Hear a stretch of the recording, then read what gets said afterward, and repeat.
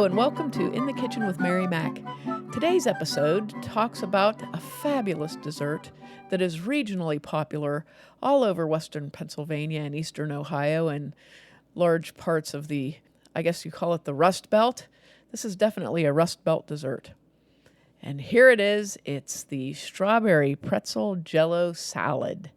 If you're not in an area where Jello salads are popular, I feel so sad for you because they're a fabulous thing. Or if you didn't live through the 1970s, you might not know. I famously can't make Jello. I don't know. I'm not a really good direction follower, I guess, and that's probably the bane of my existence. I'm not a really great direction follower. So here I am spouting off recipes on a podcast, do this, But I tend to not measure and, whatever. I'd say, well, yeah, that doesn't sound good, so I do something else. So I've never really been able to make Jello. I've had many, many stunning disasters with Jello. Like for the one time I tried to make this kind of red, white, and blue Jello. It was supposed to be red, white, and blue Jello where you make red Jello, you make blue Jello, and then you put it in whipped cream. You whip up whipped cream and you fold the red and the blue Jello cubes into it. Theoretically, these red and blue Jello cubes are supposed to remain red and blue Jello cubes and hold their form. But in my case, what happened was I had a really big bowl of purple Jello with red and blue flecks all in it. So while it was pretty, it wasn't really, the thing I was going for. It was like a 4th of July picnic thing. And I guess a big bowl of lumpy purple stuff isn't, I don't know. It just wasn't appealing to everyone, I guess. So that was my last Jello disaster. After that, I'm like, forget it. I can make bread. I don't need to make Jello. So a friend of mine was doing some things about Pittsburgh and wanted to know if I could make a strawberry pretzel Jello. And I said, I can't make Jello. I can't make Jello, which he thought was really funny. And it's my friend who has the Jagoff podcast, John Chamberlain.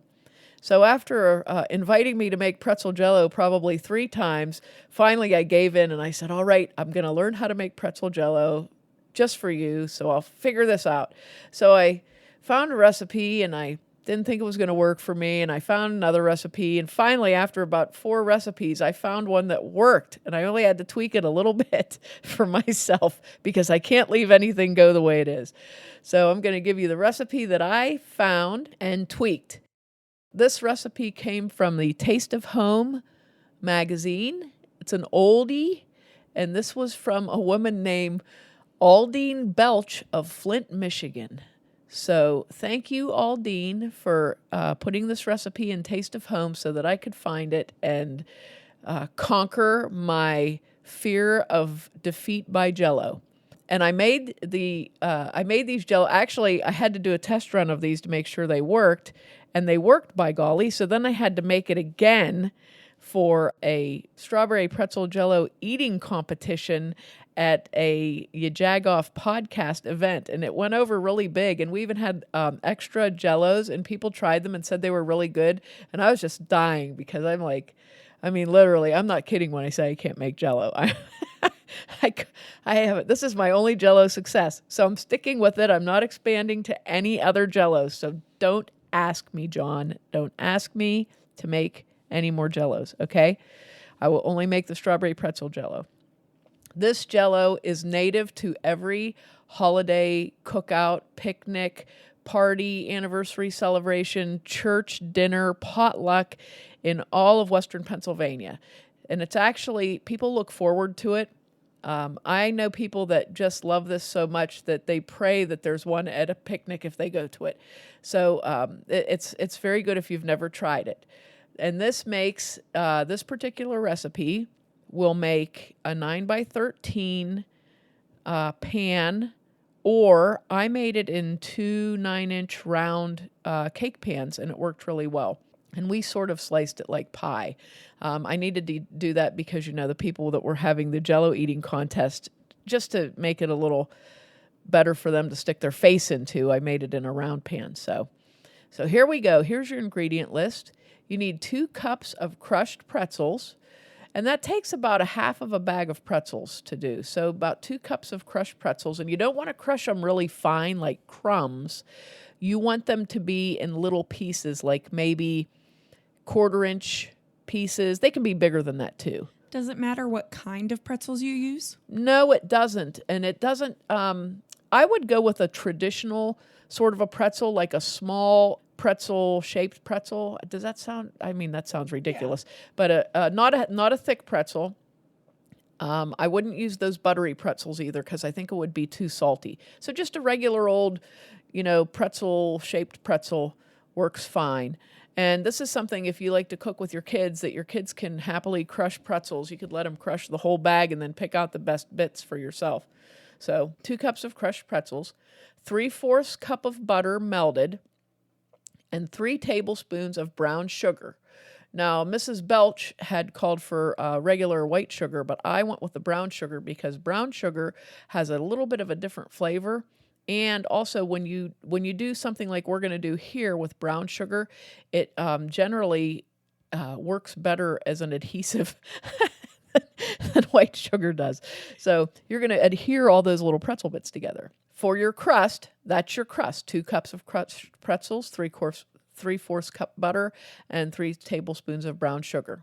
The filling, which goes under the strawberries but over the crust, is 2 cups of whipped topping, or as it's commonly known, Cool Whip. And that's 1 regular size container, when you get them in the freezer. I'm not a huge Cool Whip fan. I'm a whipped cream person. I am not a Cool Whip person because really I don't know what's in Cool Whip. I'm absolutely not sure what it is. It tastes all right, and it worked really good for this, but typically I'm a whipped cream person. So 2 cups of Cool Whip topping, 1 8-ounce package of regular cream cheese, not Neufchâtel, not low fat, but regular cream cheese, softened, and 1 cup of white sugar. That's your filling. Okay, now for your topping, you're going to need 2 3-ounce packages of strawberry jello or gelatin if you're going to buy the generic kind of jello gelatin. 2 3-ounce packages, 2 cups of boiling water, and 2 16-ounce packages of frozen, sweetened, sliced strawberries that have been thawed. You can use fresh strawberries in this. However, being as I was trying to strictly adhere to the recipe, I used the frozen, sweetened, sliced strawberries as called for. My friend Tasha uses fresh strawberries, and it always comes out really well, but I'm terrified, so I didn't use them. The frozen strawberries, usually you can get those year-round. They're very easy to find, so you don't have to worry. And that's another thing I was thinking, because sometimes, typically if it's not June or July, or even May, June or July, it's difficult to find really good fresh strawberries. They usually don't have a really good flavor. So I figured the frozen sliced ones would be more consistent, And those are your ingredients. You'll need a 9x13 baking dish to do this in. So first, what we're going to do, we're going to combine our broken up crushed pretzels, our melted butter, and our brown sugar. Mix that really well. Okay, then you're going to pour that into an ungreased 9x13 baking dish and press it in really good. You want to have it nice like a crust. You don't want to, and reasonably level. And you can usually use like a big spoon with the back of it buttered to go around and push those pretzels down so they're not all sticking to your hand. Get them in there real good, and then you're going to bake that at 350 for 10 minutes, okay? And this has to be completely cooled before you do your next layer, so don't try to rush it and hurry up and throw all that nice whipped topping cream cheese on there because it'll melt, okay? So bake your crust and then let it cool. Now, you're going to take, the way I did this was I baked my crust and let it cool, and as soon as it felt cool, then I made my next step because I didn't want to have the whipped stuff sitting there for a while. So for the filling, you're going to beat this is how I did it. I beat the cream cheese and the sugar until they were very smooth, and then I folded in the whipped topping, and then I mixed it with the mixer. I just didn't want to, I didn't know how it would react really, so I didn't want to deflate the whipped topping. So I took that softened cream cheese and sugar, and I used my mixer, and I just blended that until it was very well blended, and then I put that whipped topping in there and folded that. Now, you're going to spread that over your cooled crust as level as you can, and then you're going to cover that and put it in the refrigerator until it's well chilled. This is, as you can see, this is the sort of a thing that you get a lot of breaks between steps. So if you had laundry to do or something, you could do things in between your steps as you're working. For the strawberry topping, you're going to dissolve your 2 boxes of gelatin. That doesn't sound right. You're going to dissolve your 2 packages of strawberry jello in boiling water in a large bowl, just the 2 cups of boiling water to the 2 packages of strawberry jello. Blend that until the jello is dissolved, very well dissolved, because you don't want those rubbery globs of jello that you tend to get if you don't know how to make jello like me. You don't want to have that in there. So you want to make sure your jello is dissolved in the boiling water. Next, you're going to put the strawberries in. Don't drain them. You're going to put the strawberries with the juice that is on them into that jello and stir that up. And then you're going to chill it in the refrigerator until it's partially set. That doesn't take too long, maybe like a half hour to an hour until it's beginning to set. Then you're going to very carefully spoon that over the filling and make sure that there's strawberries everywhere and not just large swaths of plain empty jello. But make sure your strawberries are spread out, and put all your jello on there, and then you're going to chill that for several hours until it's firm. When you serve it, you cut it into squares and top it with whipped topping, and it usually makes about 12 to 16 servings, and it's amazingly good. It's amazingly good. A lot of people, they'll say they make fun of this thing, but actually, it's weirdly good. It's actually weirdly good. So, if you just follow the directions like I did for the first time in my Jello career, it comes out really well. And it's something that, it's good at a picnic, good at a cookout, it's good at an anniversary party, potluck, whatever. It's just good.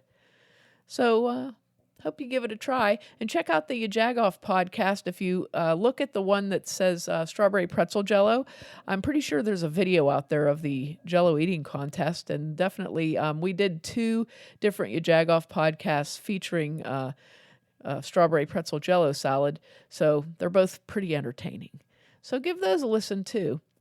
Make sure to check us out online on Facebook and Instagram at Mary Mac Bakehouse, on Twitter at Mary Mac Mixes, and our website, marymacpodcast.com. Thanks a lot for listening if you did, and if you didn't, too bad for you.